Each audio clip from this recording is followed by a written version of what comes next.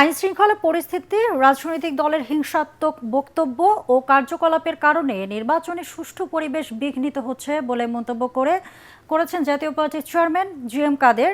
বলেছেন, রাজনীতিতে সহনশীলতা ও পরস্পরের প্রতি শ্রদ্ধাবোধ ধ্বংস হয়ে গেছে। রংপুরের সোনাপট্টি এলাকায় সদর আসনের এমপি প্রার্থী হিসাবে গণসংযোগকালে তিনি এসব কথা বলেন। ১৯৯০ সালের পর থেকে জাতীয় পার্টিকে নিশ্চিহ্ন করতে হামলা মামলা সহ নানা ষড়যন্ত্র করা হলেও দলটি এখনও ক্ষমতার নিয়ামক শক্তি হিসাবে কাজ করছে বলেও মন্তব্য করেন জি.এম. কাদের। আইনশৃঙ্খলা রক্ষাকারী পরিস্থিতি এবং সেখানে তাদের যে হিংসাত্মক বক্তব্য এবং হিংসাত্মক কার্যকলাপ, এটা তো ডেফিনেটলি যেটা ইলেকশনের যে সুষ্ঠু পরিবেশ তাকে বিঘ্ন করছে বলে আমি মনে করি।